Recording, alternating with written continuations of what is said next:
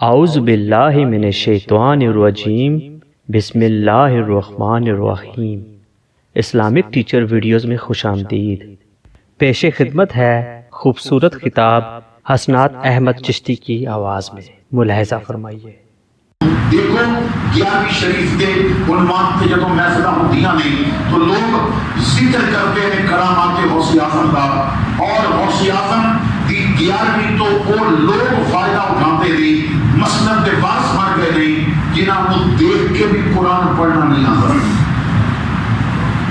ایسے لوگ وارث بن گئے، تسبیحاں لے کے بیٹھ گئے، گلے پا لیاں، ایک سلسلہ شروع کر دیتا، 2-4 دیگاں پکائیاں، لوگ آن لگ پہ۔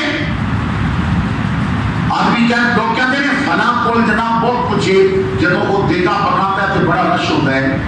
ساری عوام کا مزاج بن گیا ہے، یہ تو جتنے بھی بن جائے، یہ 10 محرم کو اپنا ایمان بیچ دیتے ہیں چاول دی تھیلی کے پیچھے، انہاں کا تو مزاج بن گیا ہے۔ جس چاول کے اندر مرغ کی بوٹی پائی جائے، چاہے وہ غدار ختم نبوت کا جلسہ کر رہے ہیں وہ لوگ، انہاں تے بھی رش ہو جاتا ہے۔ تو مزاج بن گیا لوگوں کا، لنگر دیکھ کے نہیں دیکھا جائے گا کہ بندہ قابل ہے کہ نہیں، اجتماع دیکھ کے نہیں دیکھا جائے گا، ہاں دیکھا ہی جائے گا کہ جو فیض تقسیم کر رہے ہیں انہیں خود بھی فیض حاصل کیتا ہوا کہ نہیں کیتا ہوا، انہیں خود بھی کچھ ہے کہ نہیں۔ وہ لوگوں فقط لنگر کھلا جانتا ہے یا روح تک عشق محمد کی غذا بھی پہنچان کا فن جانتا ہے۔ تو اسی انہاں چیزاں پر توجہ نہیں دیتے، چاہے لوگ مسندہ کے قابل ہو گئے، ممبرہ کے قابل ہو گئے۔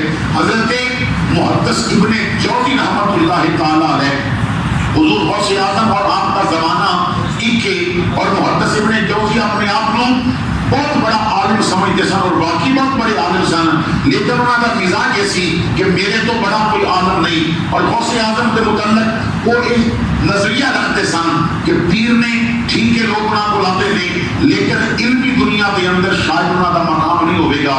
ایک دن آپ کے ایک دوست کہنے لگے کہ میں اپنے پیر و مرشد کو جا رہے ہیں، تسی فارغ ہو تو آؤ چلتے ہیں غوث اعظم دے کول۔ تو انہوں نے دوست دے کہنے کے مجبور ہو کے کہتے ہیں میں نال چل پیا۔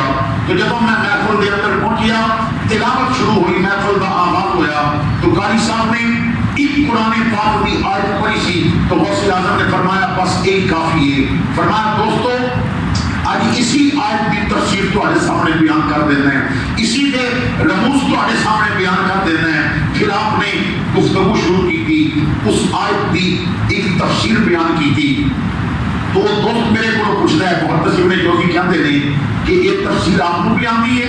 میں کہا ہاں میں کو بھی آتی ہے۔ پھر غوث اعظم نے دوسری تفسیر بیان کی تھی، انہیں پوچھا تو آپ کو اس کے بارے میں پتہ ہے؟ میں کہا ہاں میں کو پتہ ہے، میں بہت بڑا عالم ہوں۔ غوث اعظم نے 5 تفسیریں بیان کی تھیاں، 10 تفسیریں بیان کی تھیاں، 11 تفسیریں ایک آیت تے غوث اعظم نے مختلف انداز کے نال بیان کی تھیاں۔ ہر تفسیر تے وہ میرے کو پوچھتا سی یہ آپ کو آتی ہے؟ میں کہتا سا ہاں میں کو آتی ہے۔ حضرت محدث ابن جوزی آپ فرماتے ہیں ہون عبد القادر جیلانی نے 12ویں تفسیر بیان کی تھی، لیکن وہ میں کو نہیں سی آتی۔ انہوں نے 13ویں تفسیر بیان کی تھی، وہ بھی میں کو نہیں سی آتی۔ میرا علم جواب دے گیا، میرے عقل دے جو طوطے سن وہ پرواز کر گئے کہ میں تو اپنے آپ کو عالم سا سمجھدا، میں سمجھدا سا 12 تفسیر 11 تفسیریں میں کو آندیاں نے، اور اتنیاں کسی کو نہیں آندیاں ہونگیاں۔ ایک ایسا پیر ہے کہ جو 12 اور 13 حتیٰ کہ 15 اور 20 غوث اعظم نے ایک آیت دیاں 40 تفسیریں بیان کی دیاں، ایک آیت نے 40 تفاسیر بیان کی دیاں، اور 40 تفاسیر بیان کر کے تو فرمایا چلو کام دیاں آج 40 بیان کی دیاں نے آگے نہیں